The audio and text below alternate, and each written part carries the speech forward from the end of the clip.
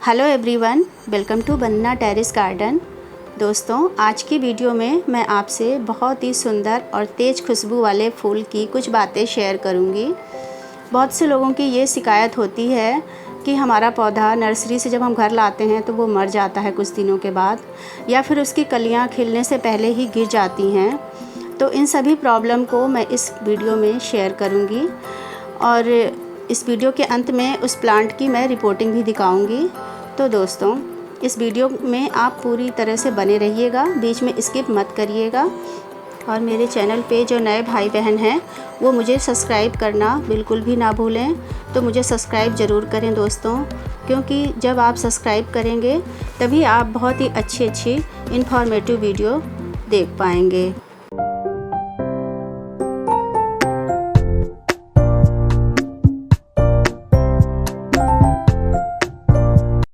तो ये सुंदर से फूल, तेज़ फ्रेगरेंस वाले फूल को हम गंधराज कहते हैं, जिसे गार्डेनिया, सुगंधराज या आनंदा के नाम से भी जाना जाता है। तो दोस्तों, इसके नाम कुछ भी हों, पर ये हमारे बगीचे को, घर को अपनी खुशबू से महका देता है।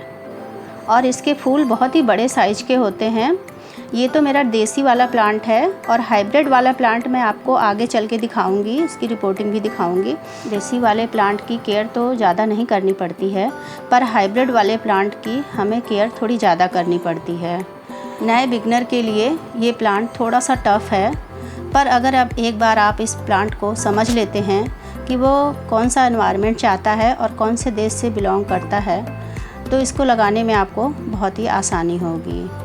तो दोस्तों, ये चीन, जापान और इंडिया से बिलोंग करता है, और इसे गर्म क्लाइमेट वाला मौसम बहुत ही पसंद है। और ये 20 से लेके 35 डिग्री के टेम्परेचर में बहुत ही अच्छा ग्रो करता है।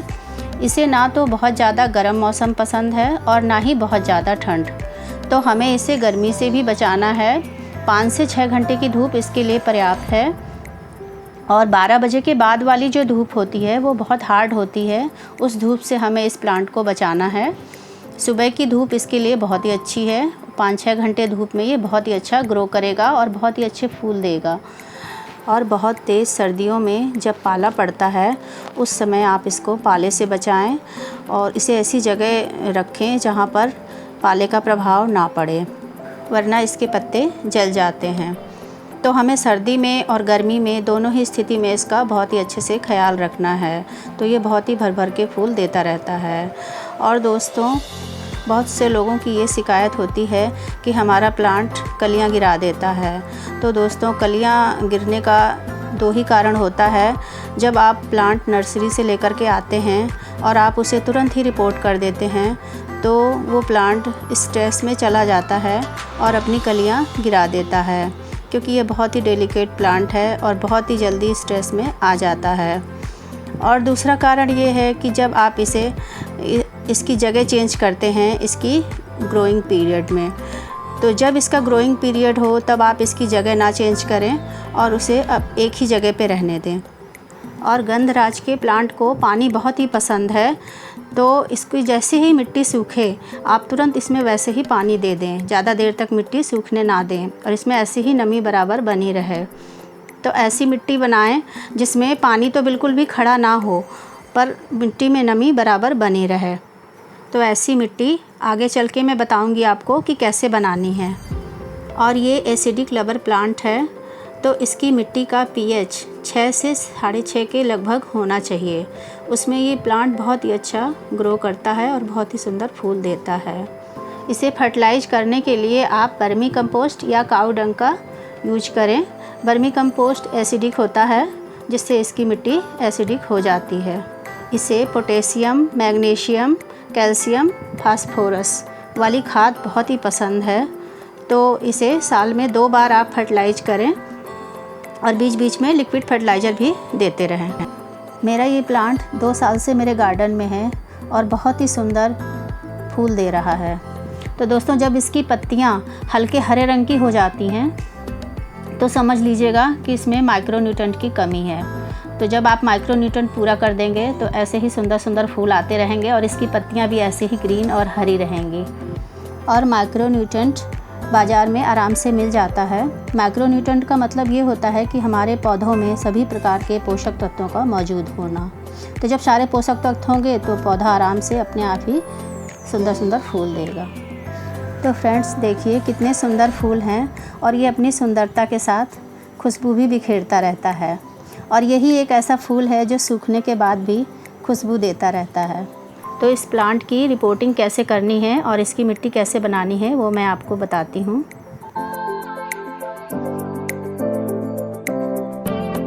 तो फ्रेंड्स ये वही प्लांट है गंधराज का हाइब्रिड वाला जो मैं लेकर के आई थी और आप लोगों से शेयर किया था।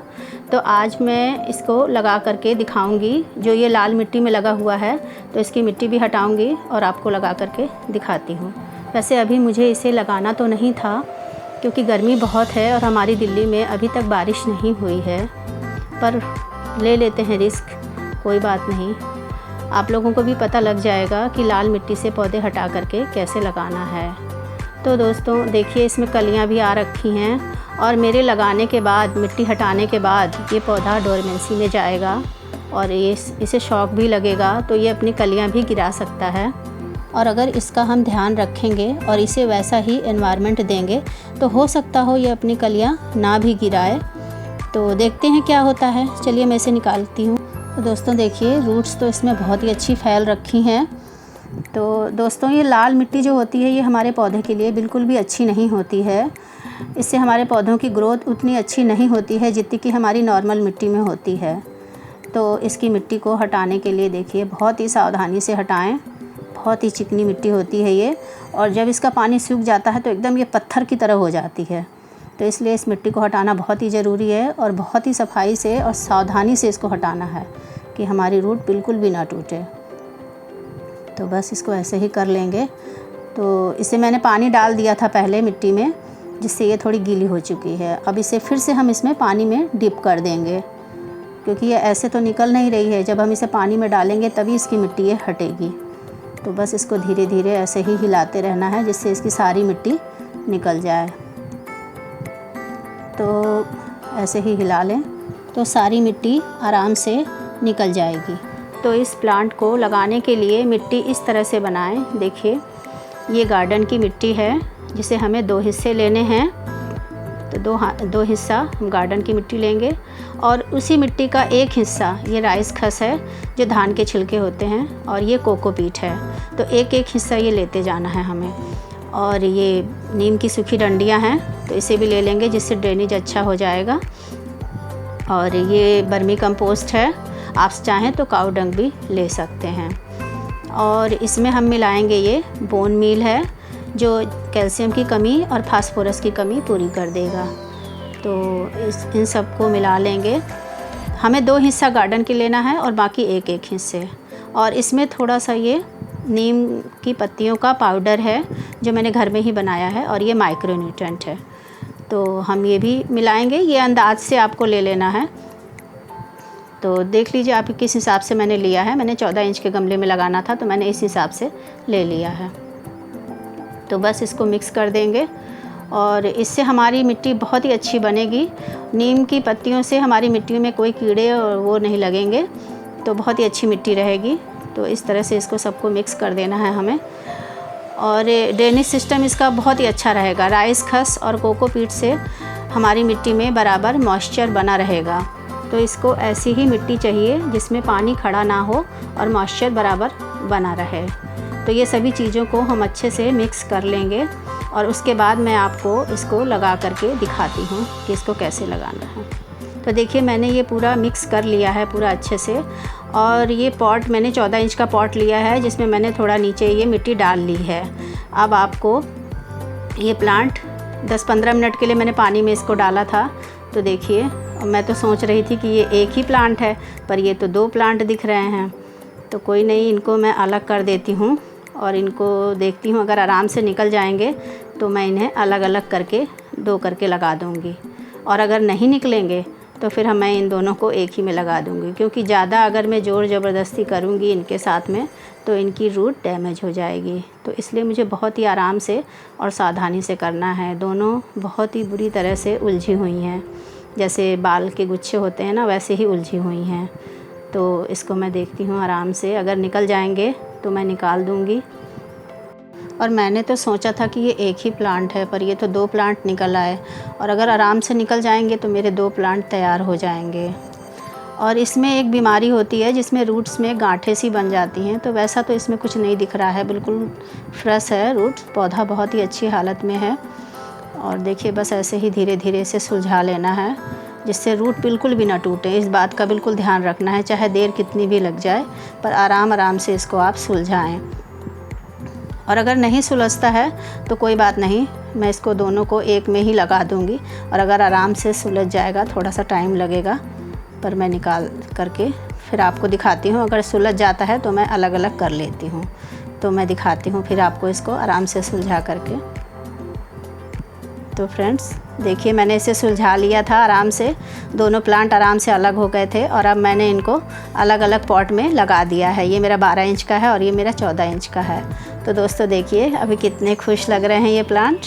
मैंने इनको नया घर दे दिया और अब ये आराम से ग्रो करेंगे दोनों। और मैं इनको ऐसा एनवायरनमेंट बना के रखूँगी जैसे कि मानसून आ गया हो। तो मैं इसमें हर रोज़ इसमें शावरिंग करूँगी दिन में 3 बार, और इसे 1 हफ़्ते के लिए बिल्कुल छाए में रखूँगी, बिल्कुल भी धूप में नहीं रखूँगी। और 1 हफ़्ते के बाद मैं इसमें थोड़ा थोड़ा सा इसमें 1-2 घंटे के लिए धूप में लेके आऊँगी, तो जिससे इस पौधे को ऐसा एनवायरनमेंट बना रहे जैसे कि मानसून आ गया है और उसके अनुरूप वो ढल सके। तो बस इसमें मैंने पानी भी दे दिया है, ऊपर से भी पानी दे दिया है पूरा अच्छे से।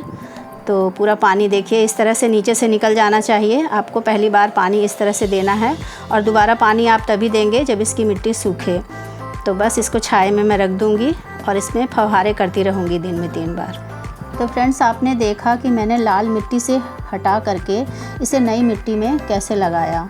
तो इसी तरह आप भी बिना डरे हुए लाल मिट्टी को हटा सकते हैं और उसे नई मिट्टी दे सकते हैं। बस इस बात का ध्यान रखिएगा कि उसकी रूट बिल्कुल भी डैमेज ना हो, क्योंकि अगर जब रूट डैमेज होती हैं तभी पौधा स्ट्रेस में चला जाता है और तभी उसके मरने के चांस भी होते हैं। और अगर जब रूट डैमेज नहीं होती हैं तो पौधा आराम से लग जाता है। बस उसे धूप से बचाएं 1 हफ़्ते के लिए। तो देखिए इसमें कितनी प्यारी कलियां आ रही हैं, और मैं कोशिश करूंगी कि इसकी कलियां ना गिरें। तो इसे अभी 1 हफ़्ते तक बिल्कुल भी धूप में नहीं रखूंगी। तो आई होप मैंने इस प्लांट के बारे में आपको पूरी जानकारी दे दी है। तो मेरा वीडियो कैसा लगा दोस्तों, कमेंट करके ज़रूर बताइएगा, और मुझे लाइक, शेयर और सब्सक्राइब भी ज़रूर करें। तो मिलती हूँ फिर किसी और वीडियो में। तब तक अपने पौधों का ढेर सारा ध्यान रखिए और स्वस्थ रहिए, सेफ रहिए। Happy gardening. बाय बाय दोस्तों, टेक केयर।